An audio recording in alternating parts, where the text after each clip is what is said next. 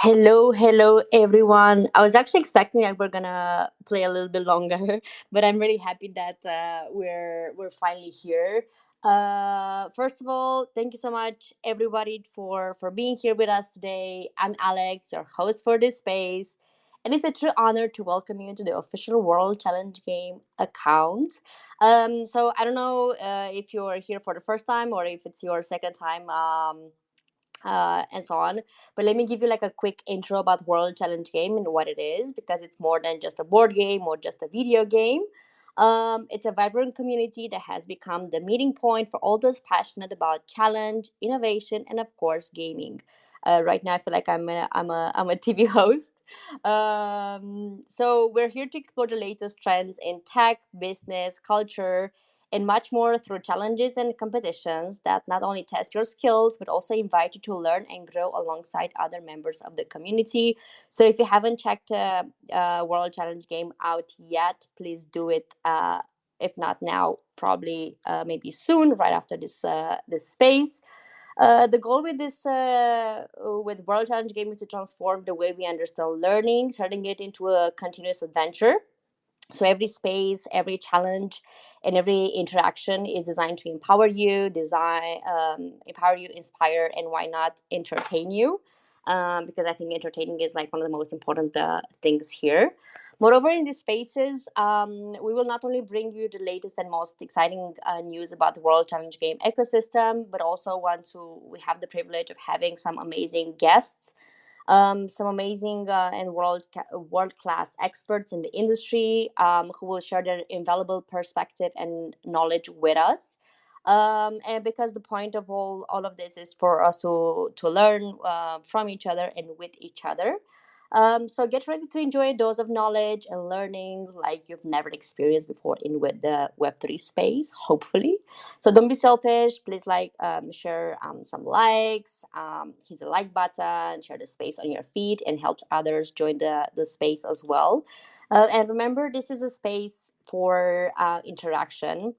So I would kindly invite you to write in the comments or share your questions or curiosities, or even come on stage if you have like a little bit more time as we will wrap up this space. And as always, we like to say it here, knowledge is power. And before I forget, I highly recommend you following the official World Challenge Game account, because have some insights info that the team is working on something pretty huge in the upcoming days, so you won't want to miss this out. But you will see more info on the official account soon. Now let's kick off this amazing space. And today we're going to be talking about like how blockchain is changing the game. Probably it's been a topic that has been quite discussed lately, as gaming is a very big part of the ecosystem. The blockchain tech is transforming the gaming world in ways we have never imagined. So we would like to now welcome on stage. I do have a couple of amazing speakers with me today. So I would like to make sure that we're all here, and I would like to introduce you to them. The first one is Game on Forge. We have Forgotten Playland, Battle Derby, Shirtopedia, Radiant Studio, and David Parker, KOL manager and community manager at CityFi Fund. I would like to welcome all of you, and thank you so much for being with us today.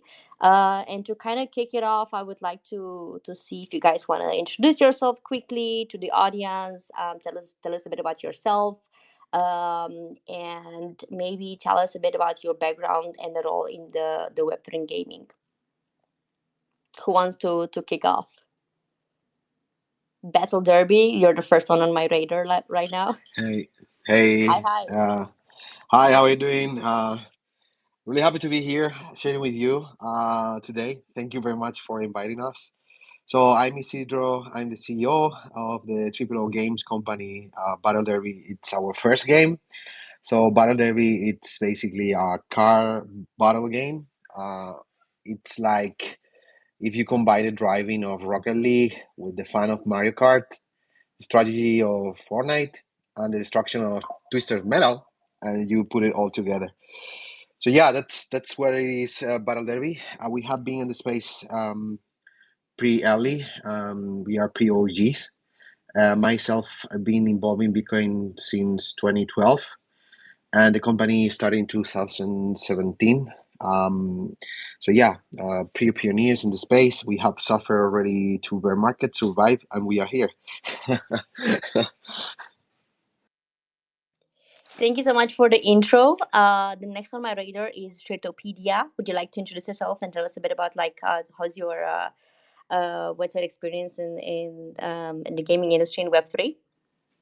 Sure. First of all, thank you for inviting me on today.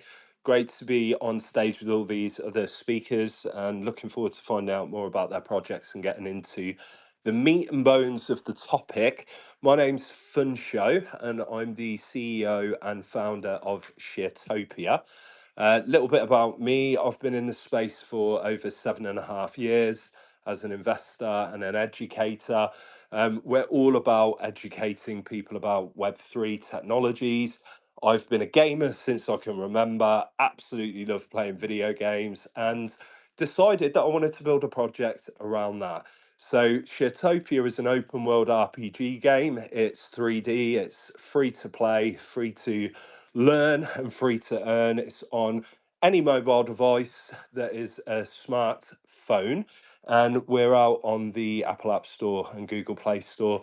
What I love about what we're building most is that we are trying to make it undeniably Web3. So if you look at games like Fortnite and also the likes of Roblox, you can think of something of that nature for Sharetopia, but for Web3. We've got memes in there, we've got lots of our partners, other games, other game characters, and we want to teach people as they actually go through the game all about what Web3 is. And we're really excited to bring that to everyone. Thank you so much for the intro. That's pretty exciting, and I can't wait to learn more about what you guys are building there. Next on stage, I would like to invite Forgotten Playland. Hi, thanks so much for having us. This is That. I do marketing things for Forgotten Playland. Came into the space about 4 years ago, worked for a couple sell NFT collections before co-founding a game launcher that's currently being acquired, and came over to Forgotten Playland a couple months ago to help run the go-to-market. So we're really excited about this year. We have an epic launch coming up in about 3 months here. Social party game. If you like games like Mario Party and Fall Guys, you'll love Forgotten Playland. And we're kind of a choose your own crypto adventure. So we let people get their toes wet kind of at their own pace. Excited about the topics today. Thanks for having us. Thank you for being with us today. I think we also have David. Hey, can you hear me all right? Yes. Thanks for having me. Hi, I'm David. I'm in the Web3 space now for 3 years. I've been working with Web3 gaming projects for these 3 years in all kinds of positions. Also now COO of a gaming project called Ugaverse. And I am working with CDFI as a KOL manager and community manager for the last 6 months, working very closely together with content creators that support Web3 games, and very closely working together with Web3 gaming projects in general, play testing their games, helping them moving forward in the space with the developments and everything. So I'm seeing everything from a bit different angle than the other speakers here who are CEOs and things like that. I'm seeing more of the development side with the community and play testing side, which is also very interesting. Thank you for the intro. And I think last but not least, we have Elzik. I think I kind of messed up your name there. Hey everyone. Game of Forge. Elzik, yeah. Can you please introduce yourself quickly? Of course. So yeah, super happy to have the chance to talk with you guys. So I'm Elzik, founder of Radiant Studio, and we are a design studio that focuses on Web3 projects. We've done DeFi, no Web3 gaming yet, but maybe soon, who knows? And yeah, super happy to be chatting with you guys. Thank you for the intro. And I think we have somebody else that just joined us. We have Game on Forge. would you like to quickly introduce yourself and tell us a bit about like what's your background and how you are in the Web3 gaming space? Thank you, Alex. Thank you very much for thank you very much for the invitation. Sharetopia, it's always good to share the space with you. Forgotten Land, I'm not quite sure who's behind the speaker. David, good to be. I've been in crypto actually full time working since 2020. And 2021, I was working for one of the launchpads involved in launching some, I would say, some games in Web3 that was already in ecosystem. And right now, working on Gamion Forge. The people who knows me from the speakers, I see Sharetopia knows me personally, but from the other speakers who doesn't know me, my name goes by Muazinti with my personal profile. I'm the co-founder of Gamion Forge. What we are doing with Gamion Forge is leveraging a network of traditional streamers and a small group of indie game studios to bring up a game publisher. When I say game publisher, not launching tokens, but launching games. So what we have in Web3 right now is like people and projects we are launching tokens, but instead of launching tokens, we are focusing more on before the games go into public launch tokens and getting the hype, we need to onboard traditional users or gamers, like consumers to consume data, and then later go into the market to search for investors and venture capitals and so on and so forth. In a nutshell, that's what we are doing. Thank you, Alex, again. Thank you. I feel like we're having a pretty interesting list of speakers here, like a lot of CEOs. So very exciting to be chatting with you all. And to kind of kick it off, I would like to ask you all, how has blockchain played a role in the innovation of your game? And preferably, if you can, maybe can give us some examples or some insights. That'd be awesome. Sure, I don't mind kicking it off.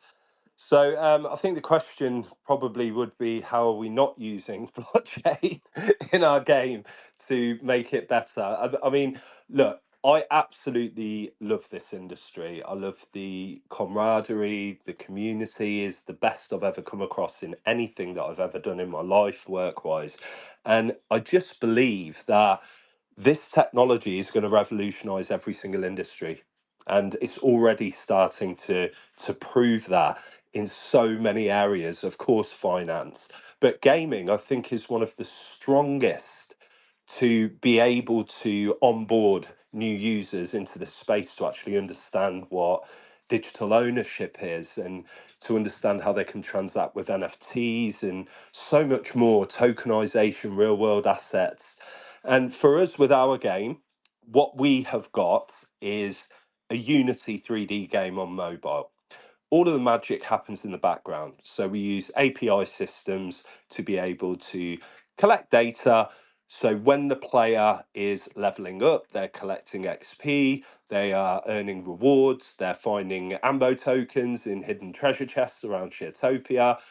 We can then have all of that on chain. We have a very easy to use onboarding system with the Xeria wallet. And the major benefit that people get there from a blockchain perspective is if you know nothing about crypto, nothing about Web3, trying to get someone to set up a MetaMask wallet, seed phrase, set it all up, do everything, absolute nightmare. You might as well forget about it.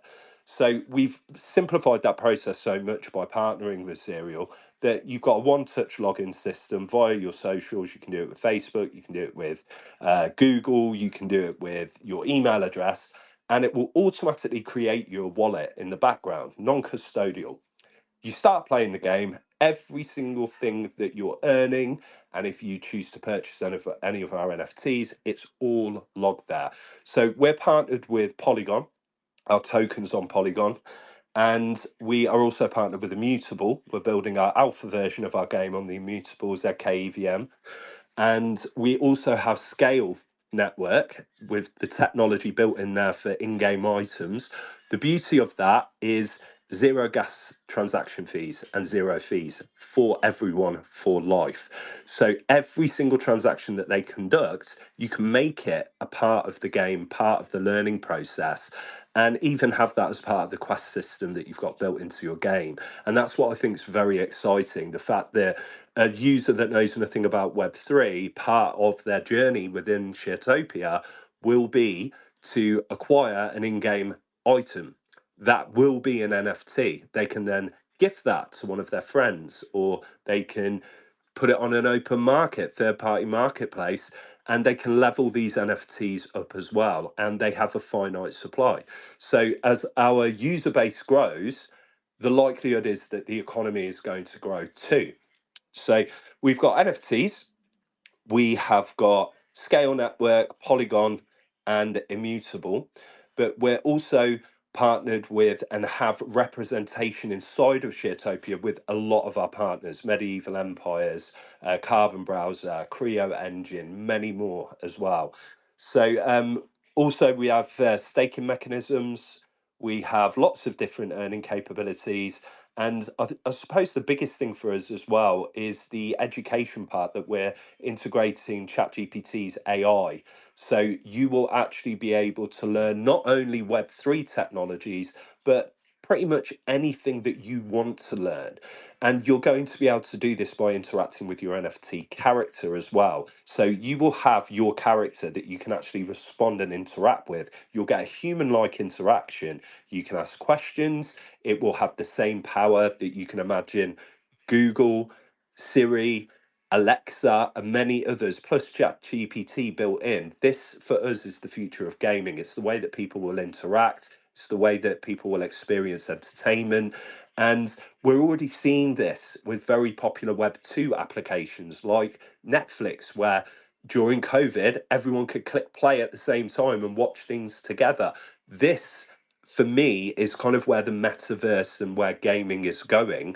And I just think it's really important to play a part in the education aspect of this, but gamify that and make it a fun environment. We've got loads of mini games that we're working on at the moment, as well as our open world RPG. You can go to certain locations to load into mini games. We've just recently added 3 parkour levels. We've got our Gen S Battlegrounds that's coming soon, which will allow for people to be able to fight PvP old school. And I'll show my age here.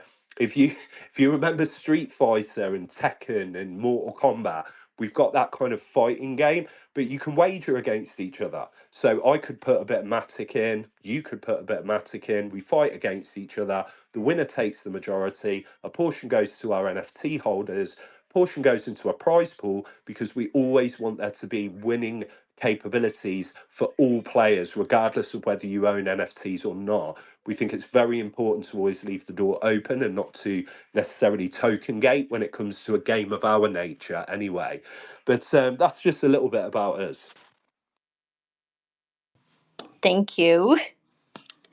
Who wants to go next?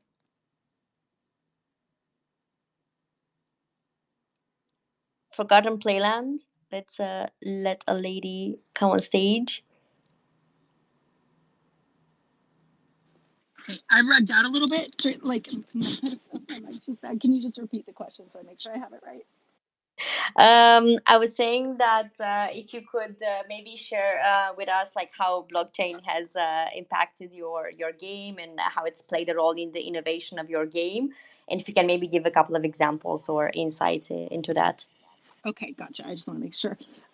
Yeah, so I think at our core, most of the team members are really just like crypto maxis, right? We believe that we're building on an infrastructure that's going to allow greater access to bankless people around the world, and people without access to financial markets, and people with currencies that are unstable. So that's like our core why. But then we believe that crypto and true asset ownership really gives people more power over their individualized gaming experiences. So like a couple months back, what was it, one of the games was rugging every account that had over 100K in assets. I'm not going to remember which game it was, right? But like, we don't believe that that's fair. I think Web 2 gives you the illusion of ownership, and we are definitely digital asset ownership maxis. So for us, how that manifests in our game, we have plushy playable characters. Of course, it's a free-to-play game, so everybody who comes to play has one of those automatically.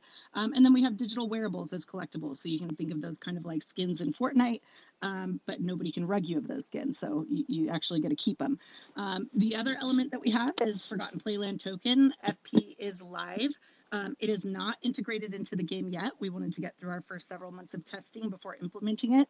And I can't share too much alpha on the first in-game integration, but you can kind of think like arcade style within the social hub. That's like the centerpiece of our game. So that's our current angle towards it. And yeah, excited to hear everyone else's answers. David? Yeah. So, I've been working with a project called Ugaverse for over 2 years now. It's more like a strategy game with pixelated art. And they really tried to use their NFTs, they have NFT collections, to use that to actually have an interesting strategic way of using gaming elements and DeFi elements and bring them together with staking, earning tokens, like it's called the Ugaverse, where you have these apes because, especially like 2 or 3 years ago, apes were like the thing with aping into coins and everything. And so we have these collections where you can use your NFTs to stake them, to level up, to mint new NFTs, which is, we try to really utilize a lot of what the blockchain has to offer. I believe for, mass adoption, we have to step a little back from that. Like what Shitopia said, it's really important to actually have a smooth onboarding of traditional gamers, that they can come in, enjoy the game without even really recognizing that they are right now playing a crypto game. And when they are in the game and earning their first digital items, and then they get slowly introduced to these NFTs or, digitalized assets that they really own.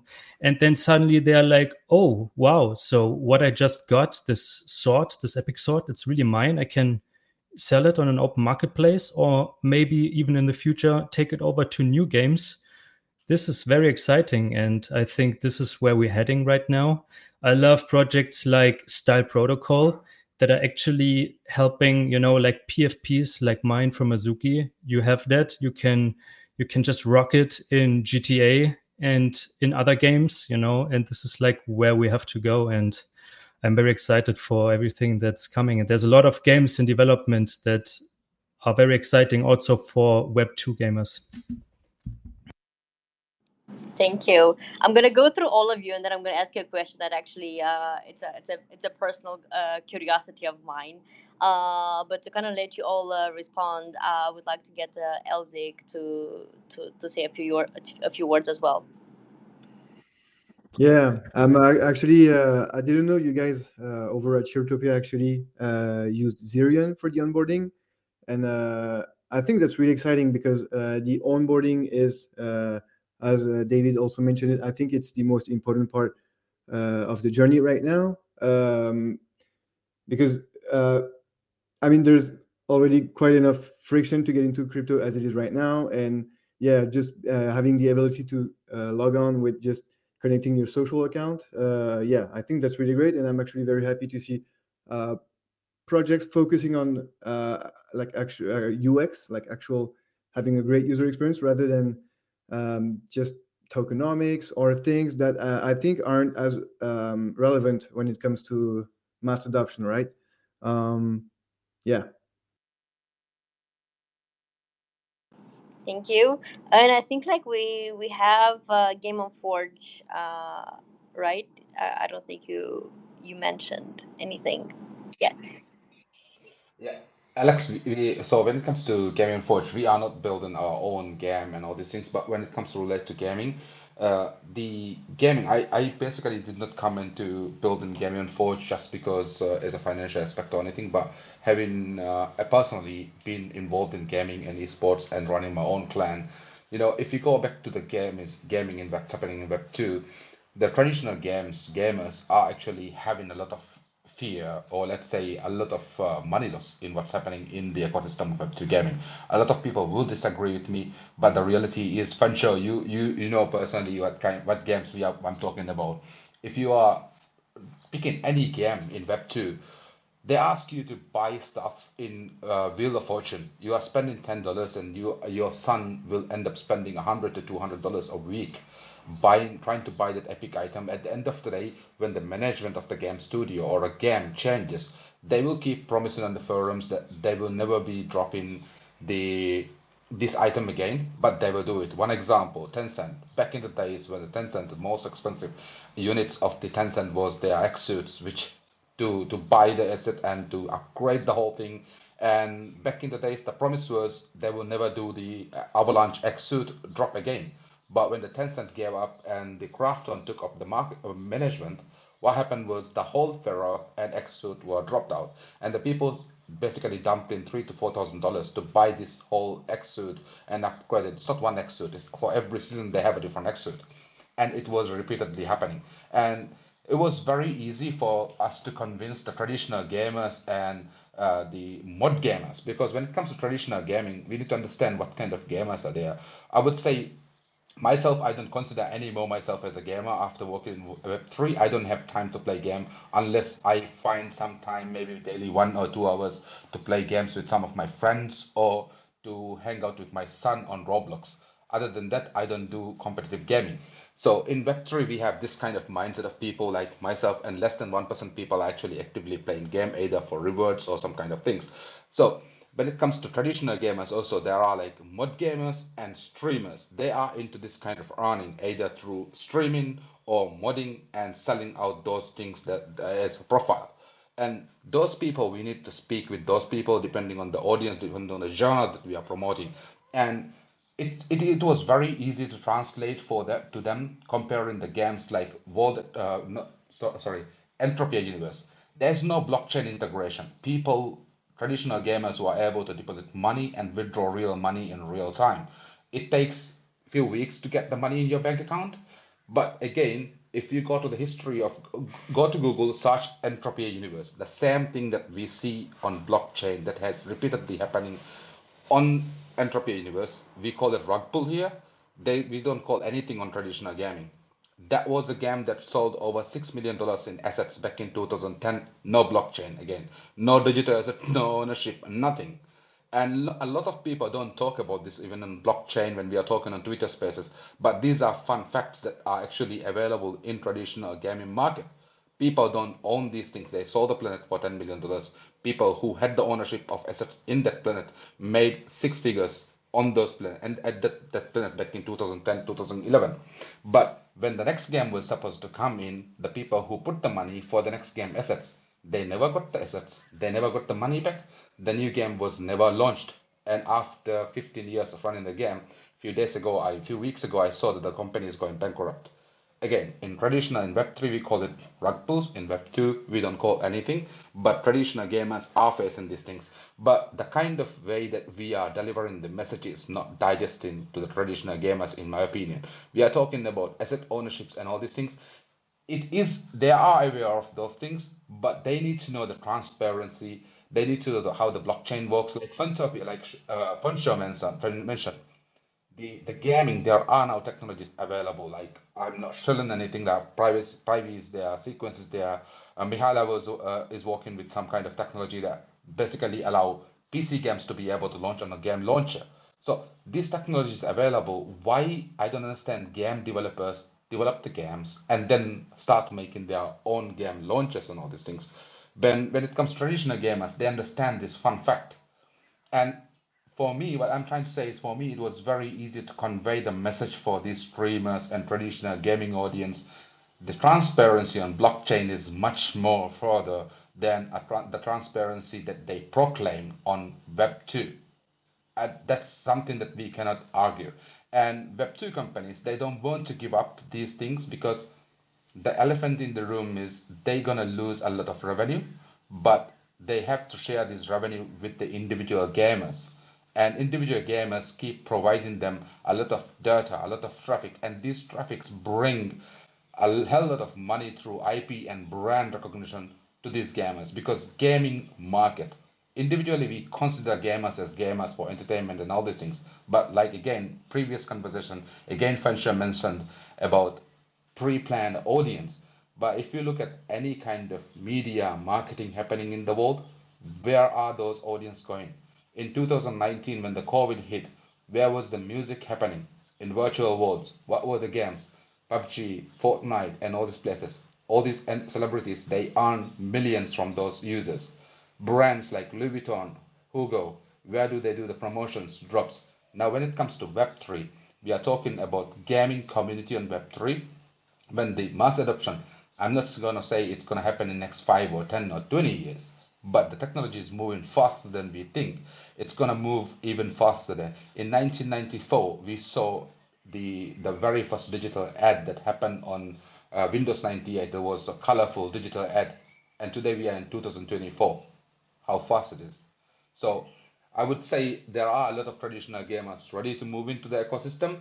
It's just the way we convey the message, and there are enough indie game studios ready to get funding from Web3 and launch games on Web3, and they are the people actually push the boundaries in gaming, not the big studios, not Ubisoft.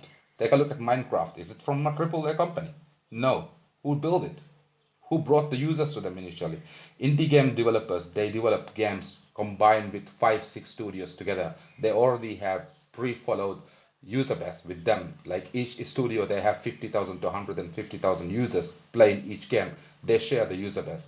And those people are actually ready to move into Web3, but they need this message to be delivered to them easily in a way that they would be able to digest. We need to forefront, or we need to bring front the technologies that, like Pancho mentioned, that the people are using, easy onboarding and all these things. Thank you, Alex.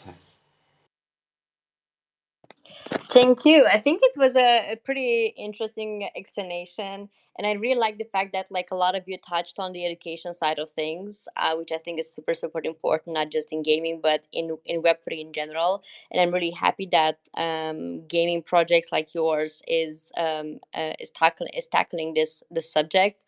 Something else like a fun question, a curiosity of mine before we move forward is like, how many women do you guys have in these games? I've got in my team around 4. No, how many women do you have like playing the game?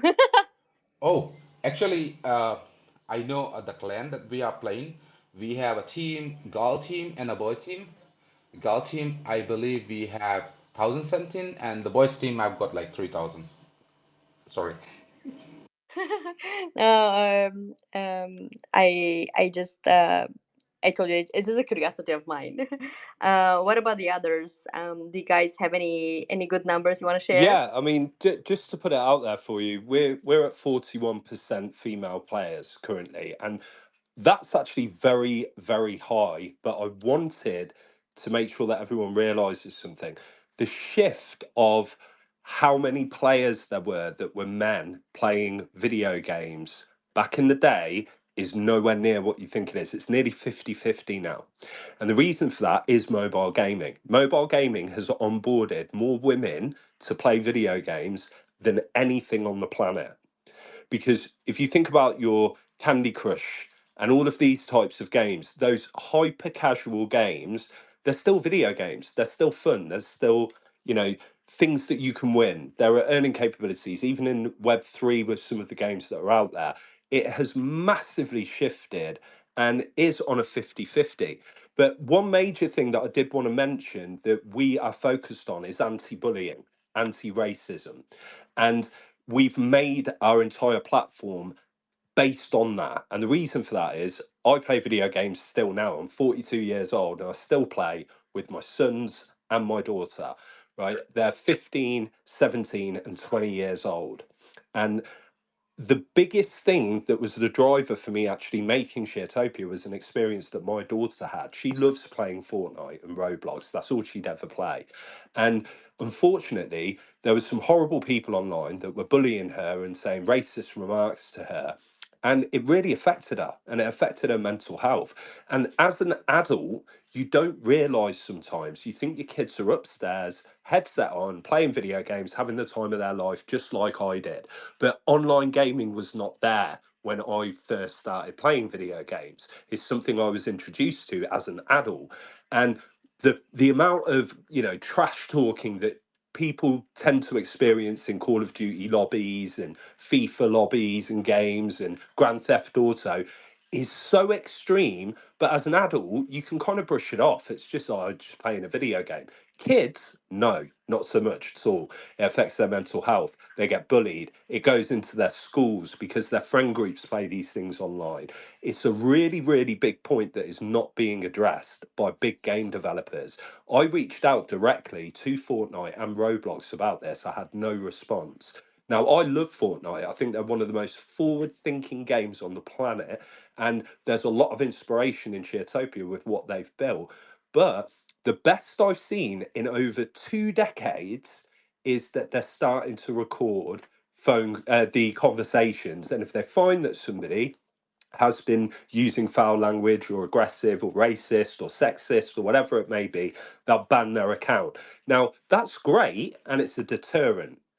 But it's so easy for these people to just go off and set up another account and then start doing it all over again. And I think it's really important for us to come together as a community to ensure that we're providing safe gaming environments for children, for adults, for people with social awkwardness, for people that have been bullied, people with mental health problems, because the big guns out there are just not doing it. So we've taken it upon ourselves to make sure that that's really one of our biggest USPs is nobody gets treated badly in Sharetopia. I love this, but what I wanted to say is like just a quick comment that I think this is the internet, right? Like that's kind of how the internet developed, and probably like maybe that's why a lot of artists they've been struggling with all the comments online. I'm not like a big gamer though, but it's I guess it's the world that we live in, and I congratulate you for taking it upon yourself to fix this the problem, or like to be a part of the solution. I see Forgotten Playland like with her a hand raised. Would you want to add something to I just this? want to chime in. Like, I don't have like real, female versus male numbers for our game, but there are a ton of like amazing female content creators in the space, and I pinned a good list up top. Like, if you're interested in following or supporting women building in the space in gaming, that's a great place to start. Thank you. I wanna ask you guys now something. I think it connects a bit with what some of you already mentioned. And something is regarding like sustainability in the in-game economy. How do you ensure long-term economy health without suffering from inflation and deflation? And maybe we can also like touch a bit on the interoperability side of things when it comes to games on different chains. Sharetopia, please. Yeah, you'll never shut me up. I love talking about this stuff. So, yeah, for me, sorry, my dog is coming in from the garden. Yeah, so for me, I think it's so important for any game developer to have at least somebody in their team that has got a really good understanding of tokenomics and economies, because without that, you could be landing yourself in a serious situation depending on how you set your actual project up. One of the things a lot of people don't look into is that aspect. You need to understand if it's got a token, how many tokens are there? When are they being released? What's the vesting schedule? Is it inflationary by design? Is it deflationary? Can you stake it? How do all of these things work? Now, as a gamer that knows nothing about Web3, that's a big ask. And it's very difficult for anybody to just walk in not knowing this stuff and go, oh, do you know what? They've nailed it. That's bang on. It's deflationary. Everything's going to work out. So, again, it's about educating the user to make them aware of some of these big words and buzzwords that are out there, like interoperability, tokenization, deflation, inflation, everything else, that a lot of us aren't taught in school, which is, again, a major annoyance for me. That's why we're focusing on financial literacy as being one of the major educational components that's available in Sharetopia for those that want to interact with it. But we incentivize people to do that as part of the game. But we have 42 million coins, and it's a deflationary mechanism. So what that means is there'll never ever be more than 42 million coins that are ever going to be in existence. Then you've got to look at the tokenomics. Where are those tokens actually going and what are they for? So you split that up and you look at the team, the development. 1% of our token supply is going to charity because we back charities that fall in line with the protection of natural resources of planet Earth, animal welfare, children's education, pollution, and many other things that the community decide every month when our DAO launches where those allocations are going to go to, which is a major point for us. But when you do understand the tokenomics and the release schedules and the vesting, you can start to get an idea if you're an investor or a player, what's going to happen, what's coming next. Has it got a burn mechanism? Again, very important. Will the supply decrease over time, making those tokens potentially more valuable? And the same thing applies with NFT collections. Our NFT collection, we've got 4 different rarities. The scarcity increases the higher the rarity is. So our entry level NFTs that people can purchase, but they don't need to. It's free to play for everyone forever. But if you do buy an NFT, you get a lot of additional benefits and you can upgrade that NFT and use it to build your own economy. But entry level, there are a certain amount of NFTs that are available. You go up a rarity level, the supply becomes smaller. You go up a rarity level, the supply becomes smaller. So the more valuable NFTs are going to be the ones that have the least amount of them that is ever going to be in existence.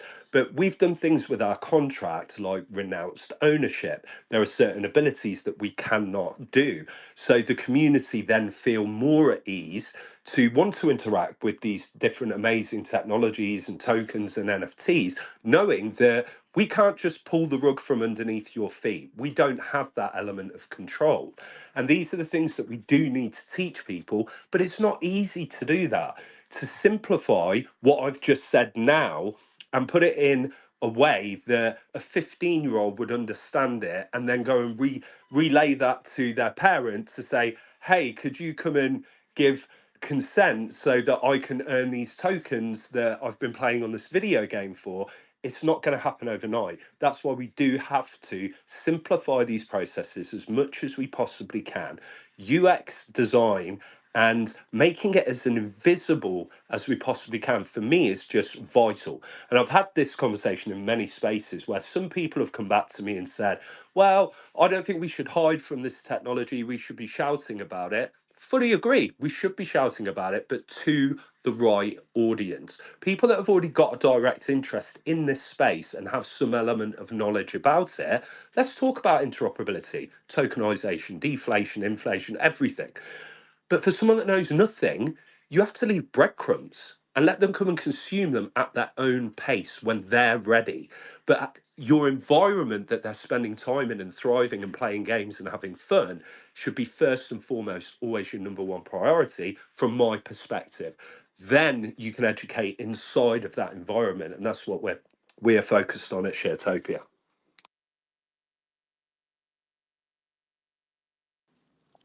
What I wanted to say is that like some of these mechanisms, let's say, have been used in Web 2 as well, right? So I think like enhancing them way in Web 3 is so much more beautiful. For sure, definitely, and I agree. I think with Web 2, we're not trying to completely reinvent the wheel here. Okay, gamers are gamers, regardless of what we all say. Web 2, Web 2.5, Web 2.7314, Web 3, Web 7.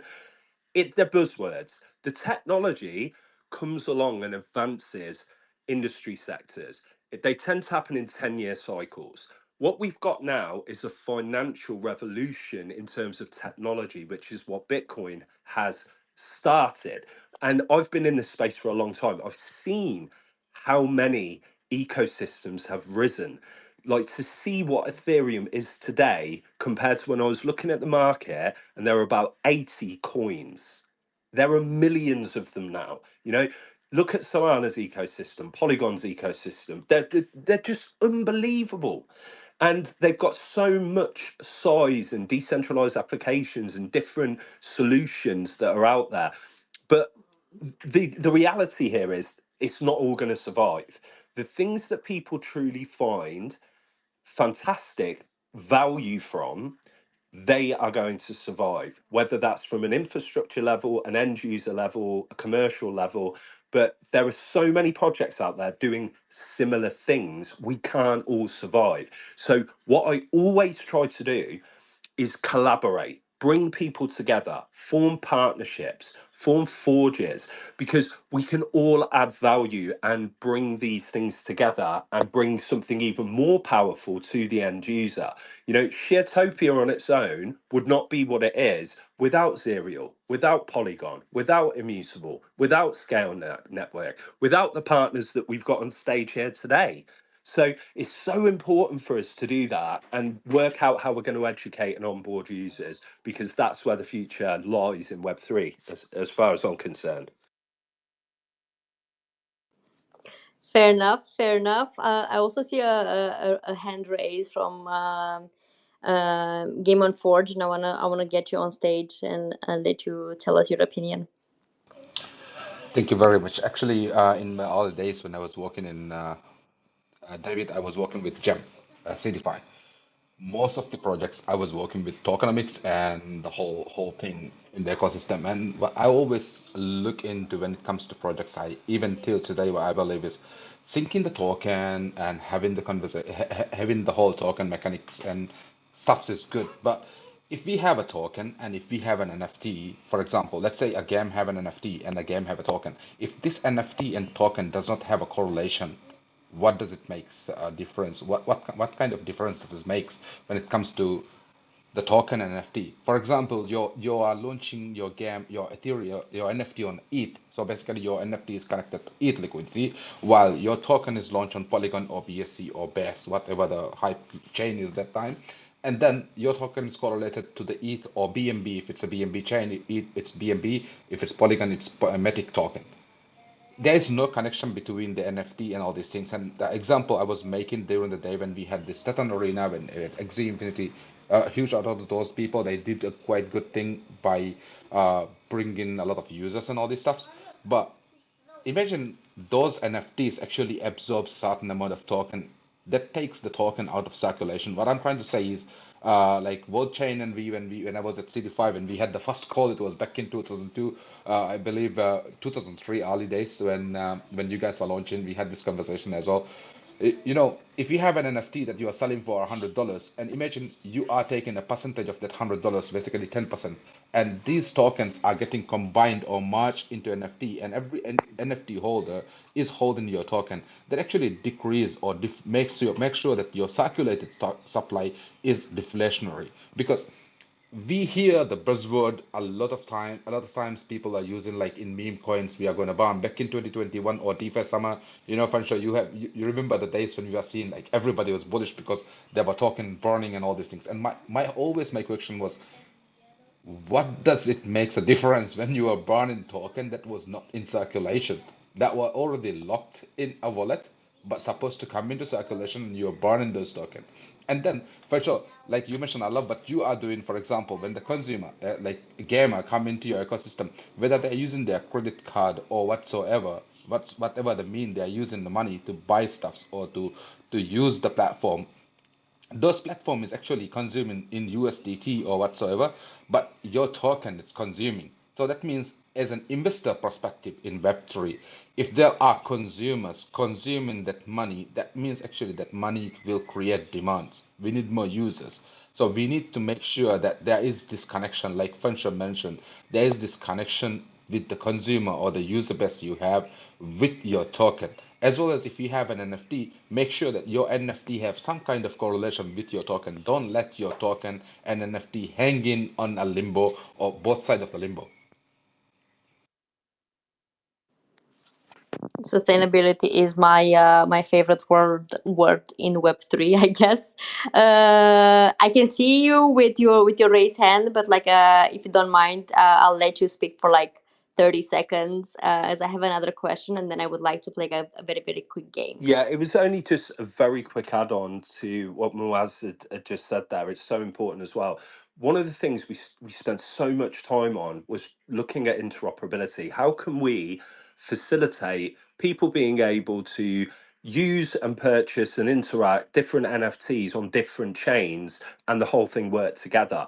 And what we actually came up with was to correlate the user's game experience points with how they level up their NFT character. So each NFT has different traits that are upgradable. Now, the beauty of that is it doesn't matter what chain you're on. You can have these NFTs on any chain because the correlation's there based on the fact that you require experience points in the game to upgrade that NFT. And that NFT could be on Polygon, it can be on Immutable, it can be on Solana, it can be on any chain you want it to be. And that was one of the more forward thinking ways that we were able to not only secure the partnerships that we have, but we're going to have NFT collections on multiple chains. I just wanted to add that. I think that's a pretty innovative way to do it. One of the last questions I have for you guys for tonight, because I don't want to keep you like a lot longer. We're close to 1 hour from the beginning of this space.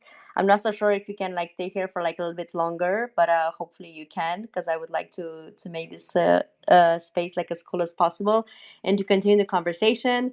One of the last questions I have for you guys is like the techniques for player engagement and retention. You, your Sharetopia and Game of Forge, you already mentioned some of that, but I would like to ask the others as well if they have any comments on that. Maybe if you also have some examples of like from your experience, from what you've seen in other projects, or what you're doing in your role right now. Yeah, I think I didn't have the opportunity to talk. I think some of these topics we have been heard all these last 5 years, and the reality is that no one have construct a sustainable economy. No one have succeed after competing with two games, and that's the reality. And probably because we are looking at the wrong point of view. So I would suggest to study what we did in 2012, for example, with Diablo 2 and the mistakes that we did, because we keep doing the same kind of mistakes. In the first bear market and the second one, and now again. And this is why Web3 is not can't compete with. I mean, gaming can compete with Web2 because we are looking at the same things. I mean. Interoperability, blockchain technology, it doesn't matter if you are not able to bring players to your game. That's the most important part because then you don't have demand. Demand to your game can translate into underlying value to your token. So you also focus on token and Web3. I mean, most of the project that fail because you build up your game for investors that are Web3 gamers. Those are investors, but most of them are not gamers. So that's my point of view. I wanted to leave it here because I know that you don't have too much time. But yeah, I would love to talk more in another occasion. For sure, you're gonna be invited to next spaces. I also want to ask like Forgotten Playground or David. I can see Elzig already there as a listener. If you want, I can get you up on stage as well.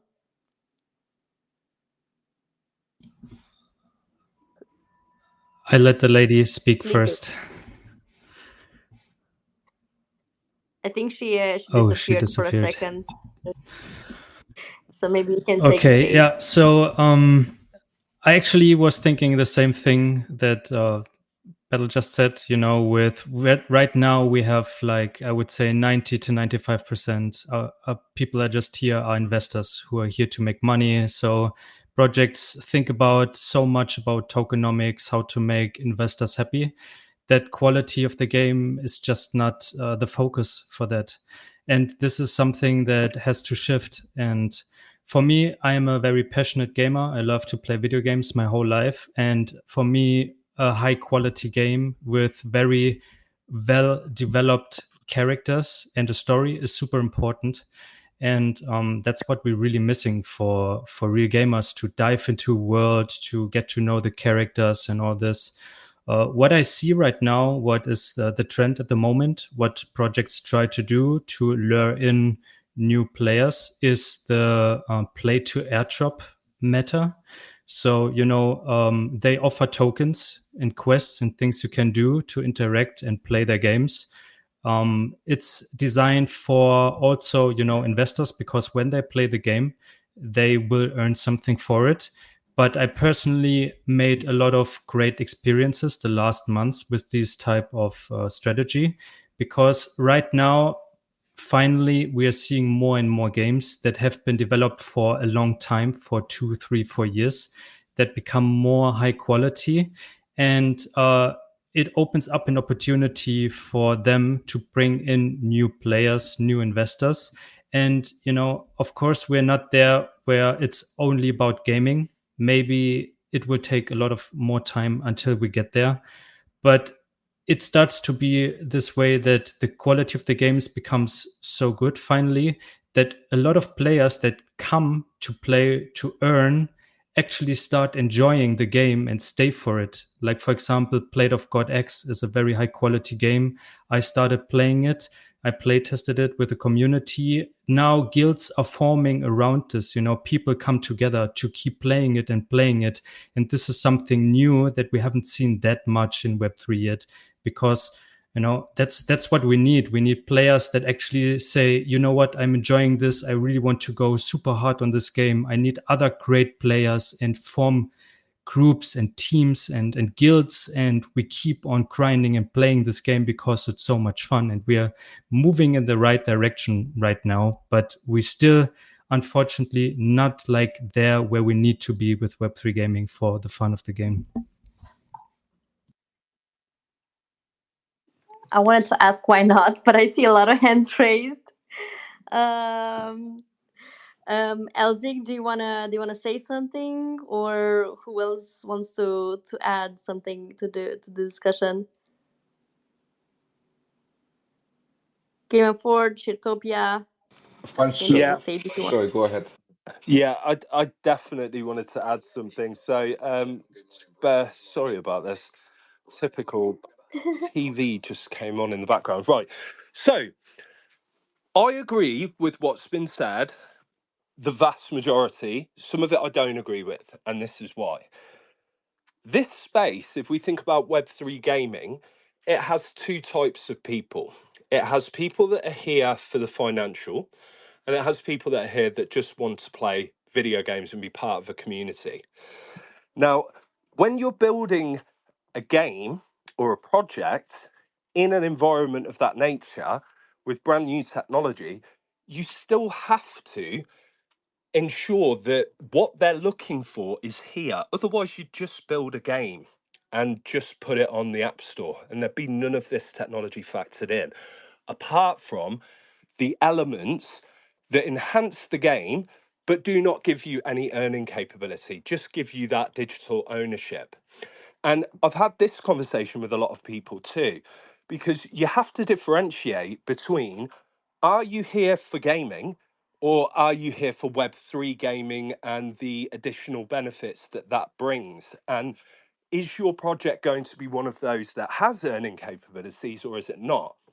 So for us, we wanted to ensure that we could give everyone an equal opportunity that owns a smartphone, that can connect to the internet, the same ability. Nobody's on a different tier. If you want to purchase an NFT, that's up to you. If you don't, you can just come and have fun. There are players playing our game that don't even realize we've got Web3 technology built in, They've never interacted with the Web3 elements of the game because it's happening in the background. But when they come to learn about it, if they choose to, that's when they can interact with it just by connecting to their dashboard. And it's as simple as at that moment, that's when they'll realize, oh, I've earned all of this. I didn't even realize. And these benefits start getting educated to them.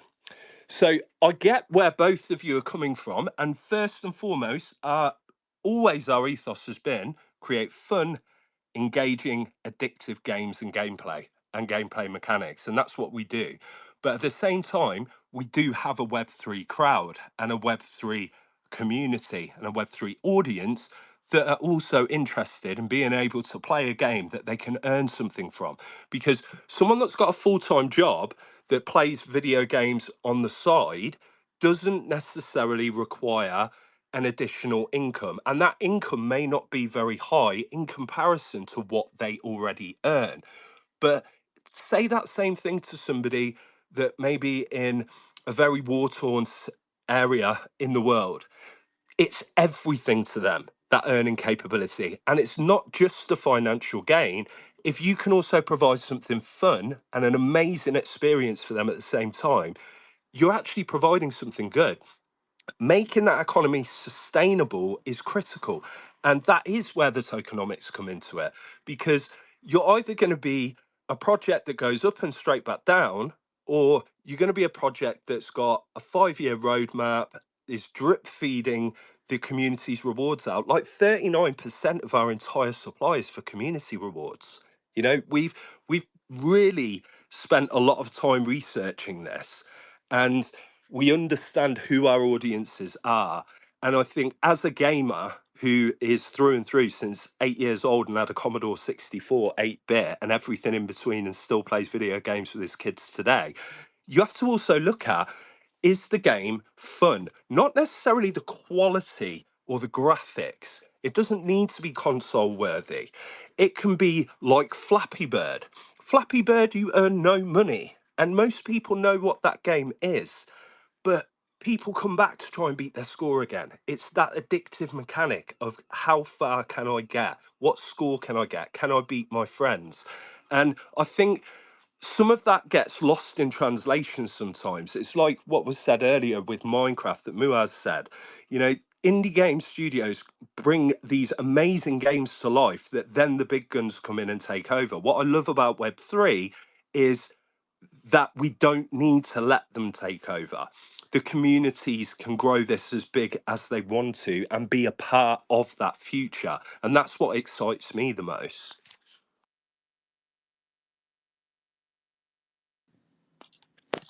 That's very good.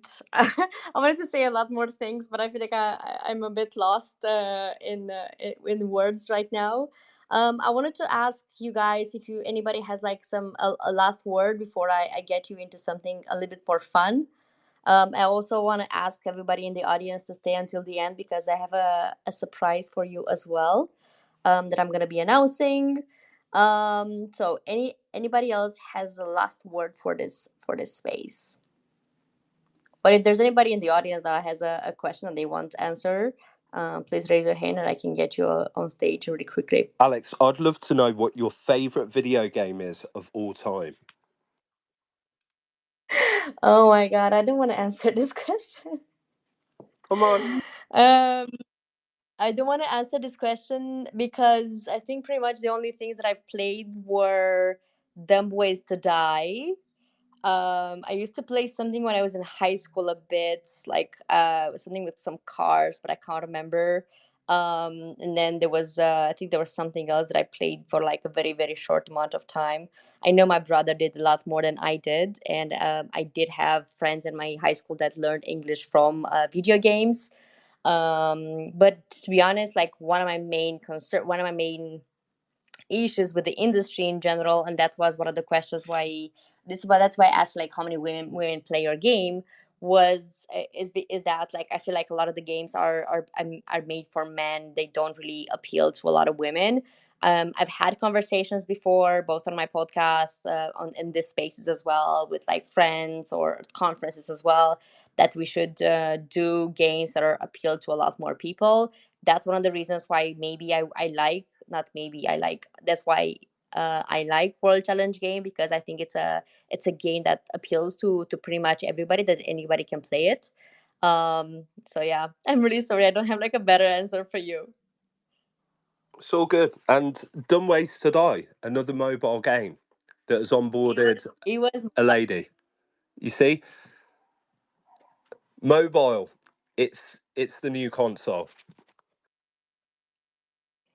Yeah, I actually sometimes, like when I go in the metro, I see people like women, both women and men playing games as well, like just to for the time to pass. I do believe that like all those like games that we used to play with like blocks that would like splash or whatever, that was fun as well. But I think something more entertaining can come out of that moving forward.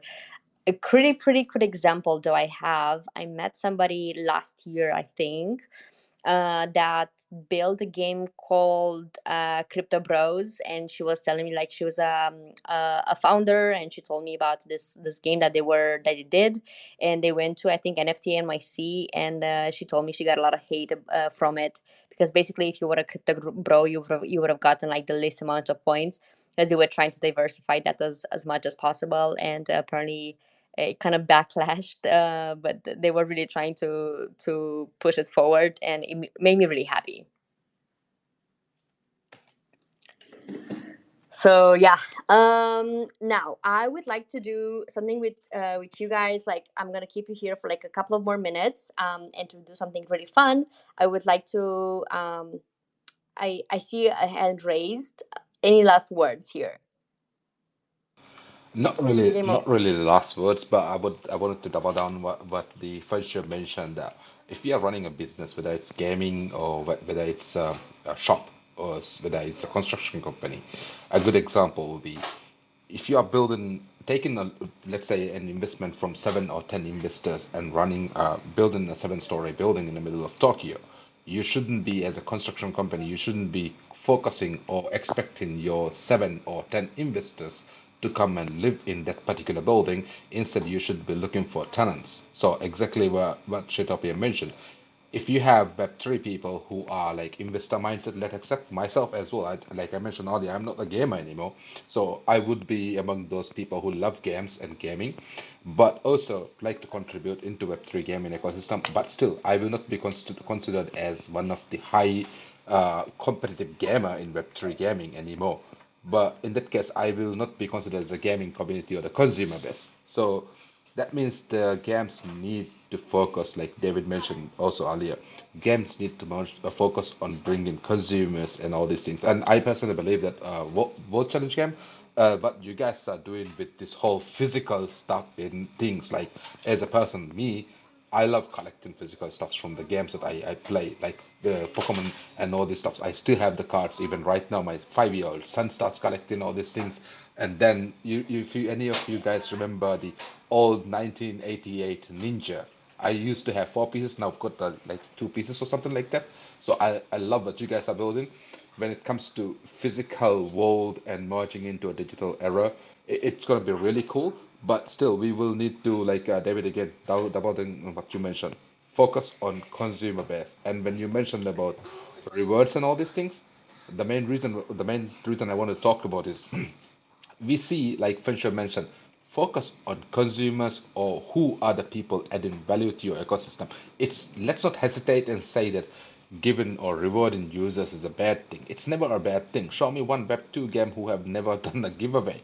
And you won't be able to find it, including Candy Crush. If you invite 4 people, they will give you some kind of free play time. If you go to PUBG, if you invite 5 people, they will give you an epic game. Fortnite, you invite some people, you get a free stuff. And those stuffs that are getting from Web2 games, they are not accountable. They mint it, they print it as much as they want.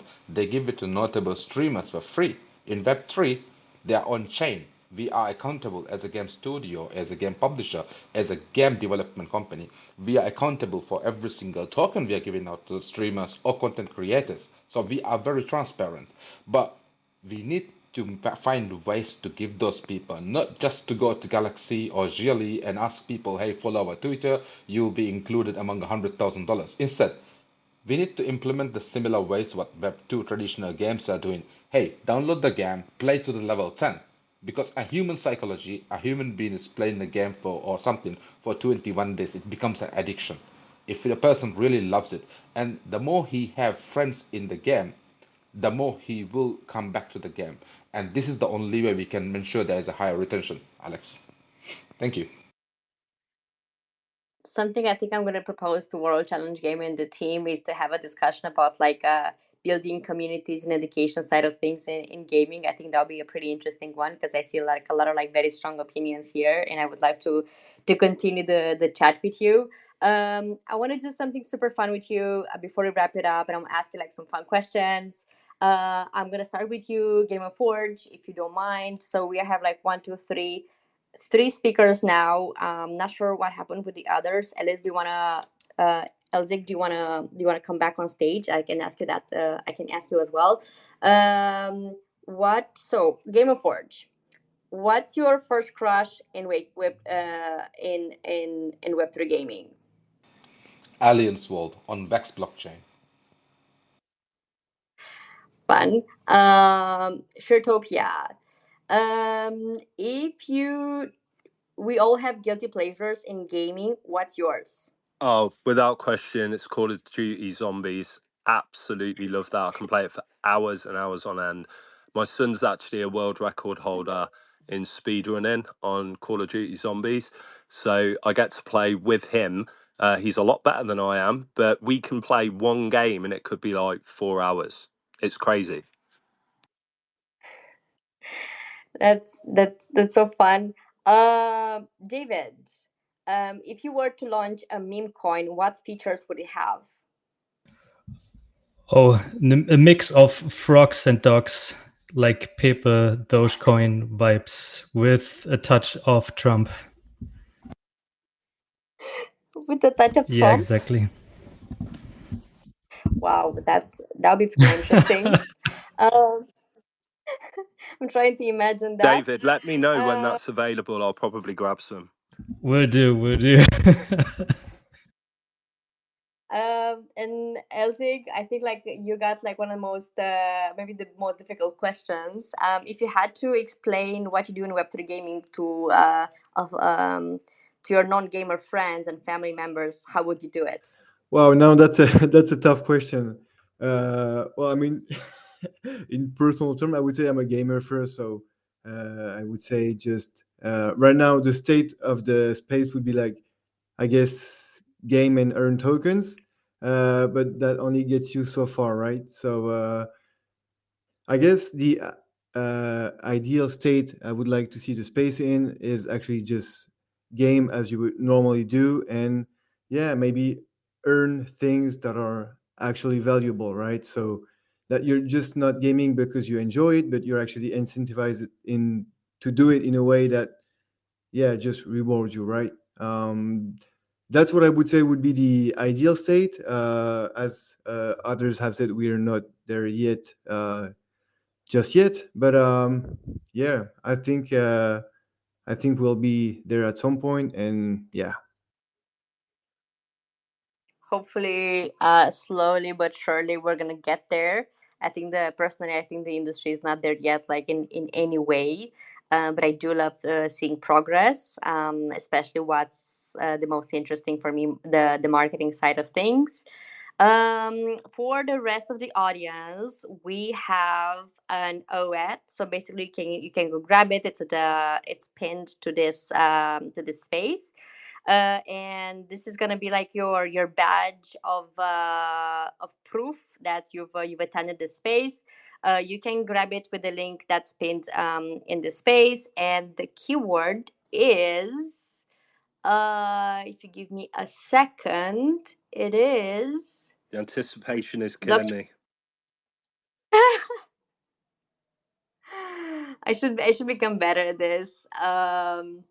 It's blockchain game with capital B and capital G, and it's one word. So blockchain game, capital B, capital G, one word. So go grab it, and this is going to be a proof that you've attended this space, and you're going to get some rewards from World Challenge Game moving forward. And yeah, that was kind of it for today. I would like to thank the speakers. I think you guys have been amazing. This is one of very few chats on gaming that I've actually enjoyed. And as you see, I'm not a really big gamer, but hopefully I'm gonna be able to play a bit more in the future. And I would like to thank Game on Forge, Forgotten Playland, Battle Derby, Shirtopia, Elzig, David Parker, and David Parker. It's been an honor to have you guys all with me today.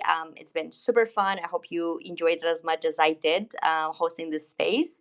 And of course, the listeners, thank you so much for being with us today. We're hosting spaces every 2 weeks. Then the next one is going to be on the 27th of June, if I'm not mistaken. So maybe I can the guys from like Tony or Victor or somebody else who's here, they can confirm the date.